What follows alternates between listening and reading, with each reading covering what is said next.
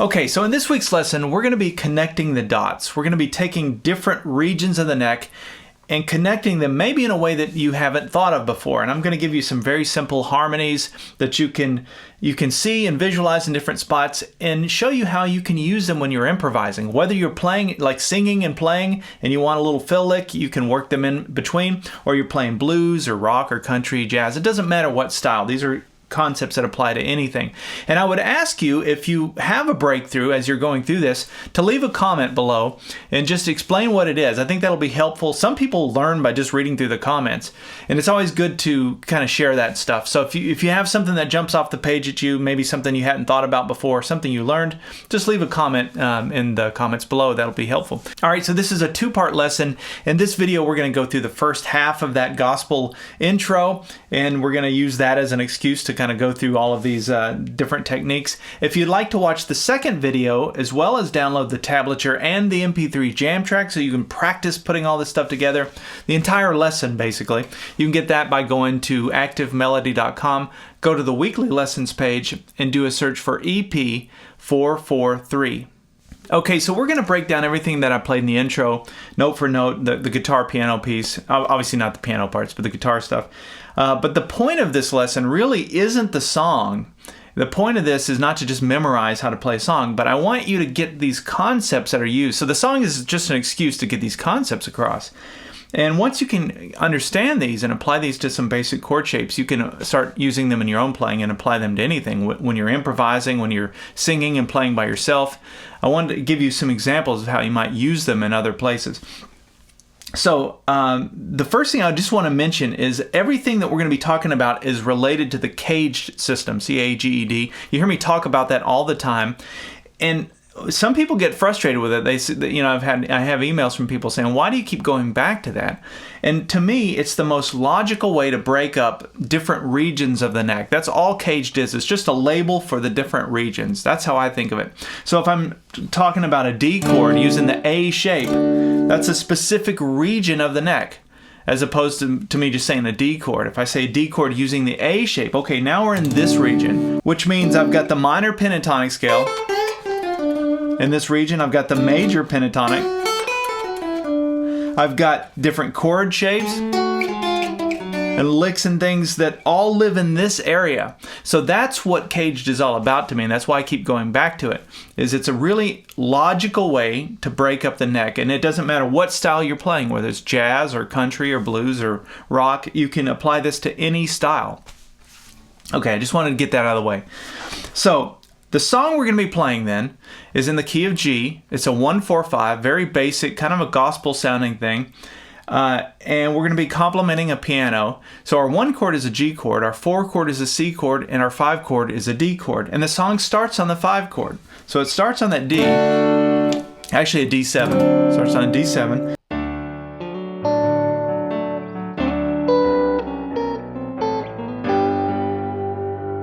And then it walks down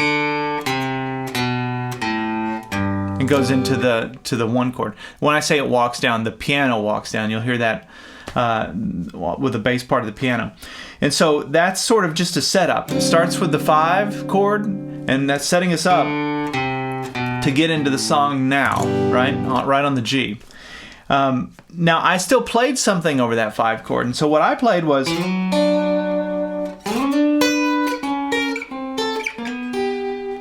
okay, now this seems probably very simple, but I'm going to show you lots of things you can do with this very simple concept here. So we're going to start off by playing this, and this represents the D chord.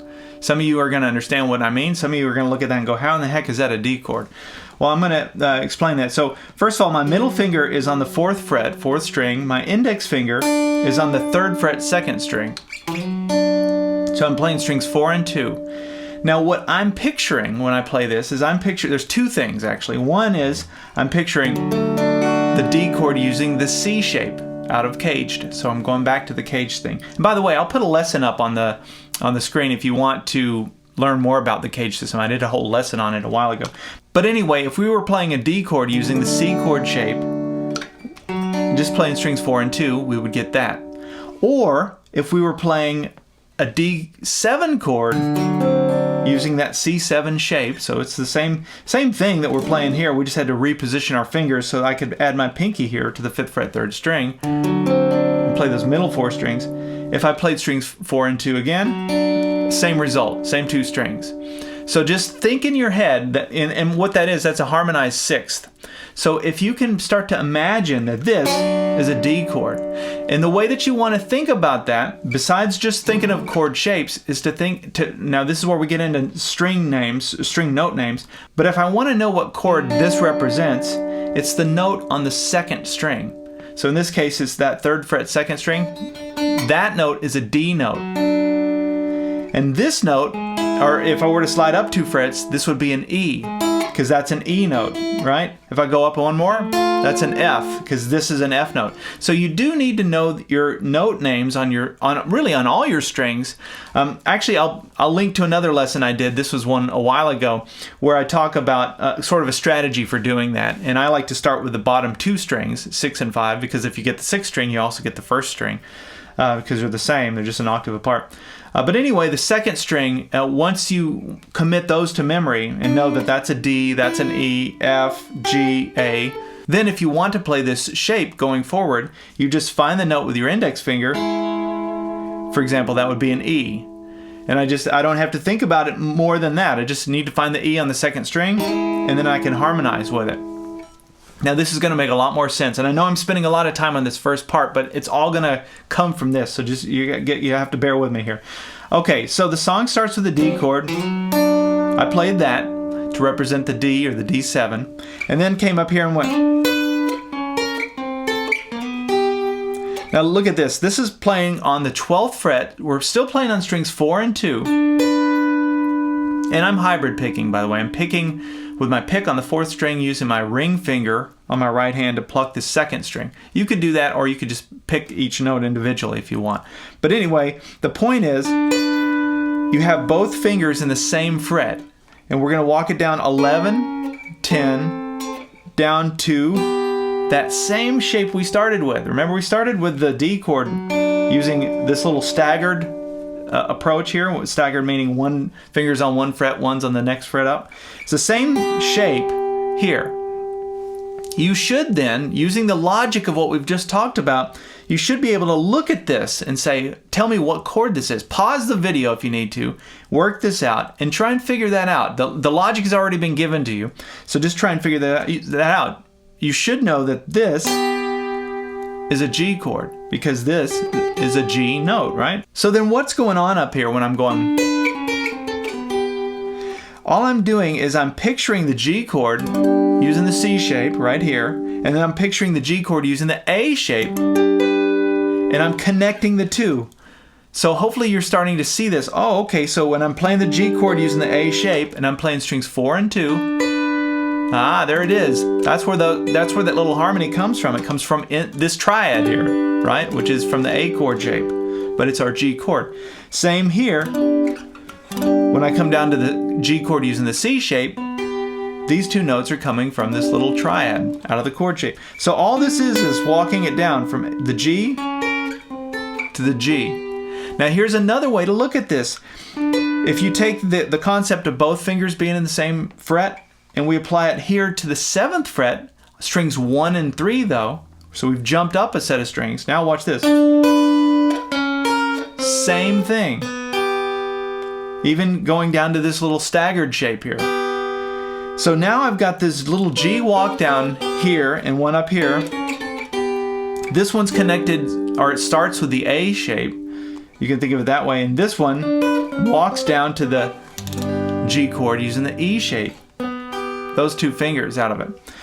Now, what is the point of this? So let me give you some ideas for what you can do with just this information you have right now. Even if you learn nothing else, you walk away from this lesson with this concept. If you're playing the blues, for example, you can play like a G blues. Watch this. I'm going to give you some ideas using that same concept. Different variations of it. There's your C chord. Now watch this. Back to your G chord. Oh, see? Here's your D chord. Back to your G chord. Are you connecting that? Are you starting to see what I'm talking about here? This little concept, played on strings 1 and 3, is the same as playing on strings 2 and 4. You just have to connect it to those different chord shapes. So when we go to when I played that and played the 5 chord, there's the D7, strings 2 and 4. I can walk this way, I can walk that way. I can just play just some of the notes just to make it sound kind of bluesy. Any of those notes in any order and any tempo are going to sound good as long as you're playing the right one with the right chord. So this is all goes, to me, it all goes back to that caged thing and why it's so important to be able to see these chord positions. Once you can see the positions, you can start to do this stuff just in your sleep. You don't even have to really think about it. It comes out very easily. And for those of you that like to sing and strum and you're looking for little fill ideas in between phrases, this is a great one.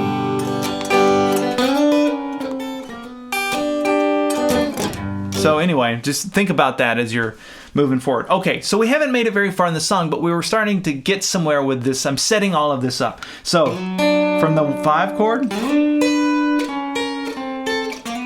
okay, and then we get to here. Now, the next thing I played goes like that.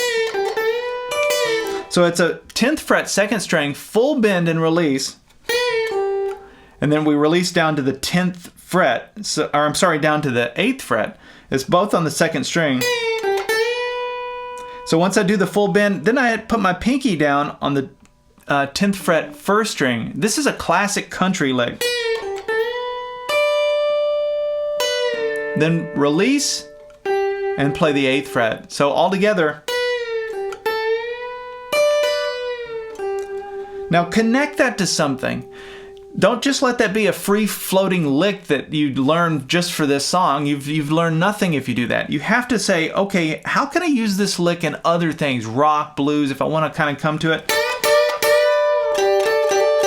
How would I use that? Well, I connect it to the G chord using the C shape.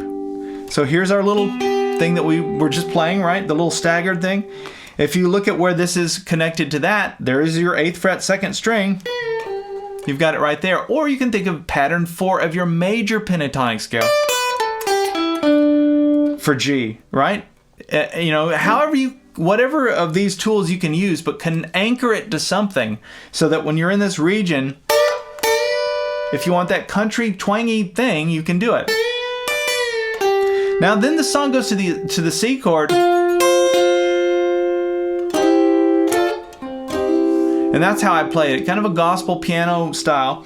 So what I played there, since I'm in this region or in this neighborhood, I'm thinking, okay, I know the song's going to the C chord. This all happens really quickly. The song's going to the C chord. So where's my nearest C? Okay, I got a C. No, I got a C. I got a C. Oh yeah, I got a C here using the E shape. Now that happens in a split second, but you go through in your brain. So it's the 10th fret 3rd string, 8th fret 1st string. So we're going to play those 2 notes. I'll explain what this is in a second. And then there's your triad. Now we're just going to play the triad there. Bar the first 3 strings on the 8th fret and hammer on with your middle finger to the 9th fret 3rd string. And then I got that from Elton John. It's a piano thing that I hear him do all the time. But it's like a gospel piano thing. So when I'm playing off of this chord shape, I've always got this little pivot thing I can do, or build a chord, or whatever you want to call it. So if I'm playing an A chord or a G chord, same thing. So we're playing a C chord. So I come up to the 10th fret, strings 2 and 3, and then play the 4th string, and then the hammer on. Now this first part would be like a C sus4, right? So what you're doing is you're kind of, when you start, I mean, a lot of this is just taste, and we're all going to approach this a little different. I'm thinking of this like it sounds like a gospel piano. I grew up in a small church in the South, and there was a lot of Southern gospel 4-part harmony, and I would hear this kind of thing. It's kind of unresolved to resolved. Okay, so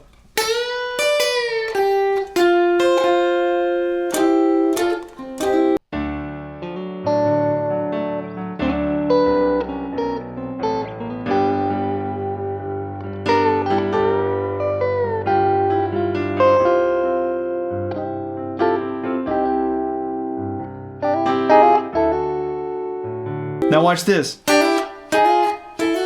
Ooh, that's interesting, right? What's going on there? Well, we're playing the C chord, right? So I just went to another position of the C chord. So I'm playing the C chord using the E shape here. I moved down to the C chord using the A shape, but I'm playing the top part of that A shape, right? And that's covered in that caged lesson that I mentioned before. But anyway, what if you're picturing that little triad there, playing a C chord on the top 3 strings like this, what you can do is you can bar, in this case it would be the 3rd fret, strings 1 and 2, and you can do a hammer on with your whatever finger, doesn't matter, 5th fret, 2nd string. So you're coming into it like that, which are just 2 strings out of that triad, the top 2 strings. That's all you need out. So if I'm ever needing a little fill lick for C, I can do that right here. And again, it's connected to the C chord using the A shape. I've got 1 finger in the 5th fret, 1 finger in the 3rd fret. Same thing is true with this lick. So hopefully you can just connect it into that chord shape. So if I want to work in a little lick, very country, keeping the bar there, but look at all the little things I can do off of that shape. So when you're learning this, for example, like we started with, don't let that be the end point. Maybe that's the starting point for you. So like, what else is in this neighborhood while we're there, so you could explore.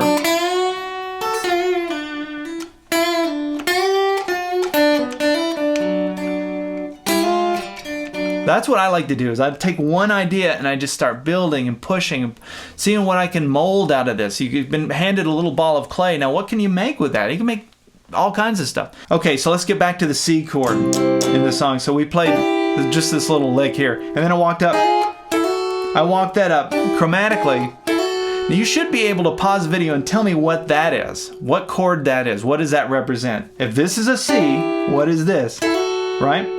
I'll assume you've done that or figured it out. That's a D chord, because that's our 5 chord. So we went, and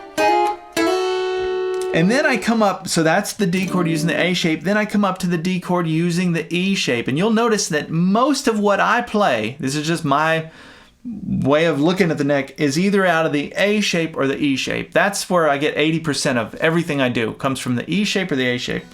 Because they're 2 different regions and I can do just about anything I want. So we come to the D, and then now that's kind of the same thing we did for that C, but we're doing it up here for the D. While I play, while I bar the first 2 strings, and by the way, there's your D chord using the E shape. It looks like this. We're going to play the strings 1 and 2, and then we're going to come down and play 12th fret 2nd string, do a half bend, release, and then play strings 1 and 2 again.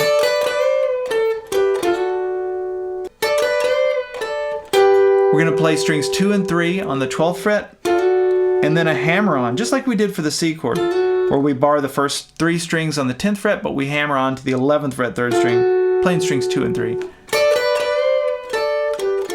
Now watch this. That's how we get back to the G. Isn't that a cool way to do it? It's just a walk down 12, 11, 10 on the 4th string. And then I come down to this note. So it's really just walking down chromatically. But once you get to here, you're in position to play that D, or that G chord using that like staggered shape that we started with. But I slid into it like that, just to give it a little bit of a blues.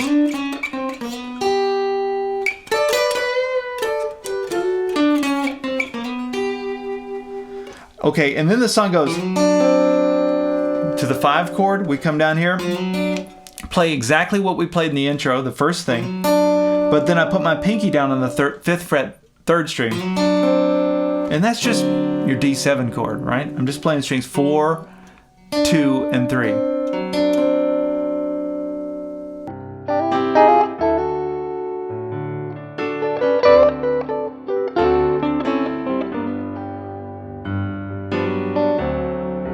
Alright, I think that's probably a good place to stop this part 1 video. We've covered a lot of material, and I hope you've walked away with a few ideas. And remember to leave a comment below if there's anything that jumped off the page at you, or you've connected a dot in some way, even if it wasn't something I mentioned. Maybe this led to something. I think that's always helpful, and that's probably one of the best ways to learn. I know some of us just learn by looking at the comments and reading through those. All right, we'll see you in part 2 where we'll go over the second half. And remember to check out Premium Membership if you haven't. You'd have access to the MP3 jam tracks as well as the tablature. All right, we'll see you in part 2.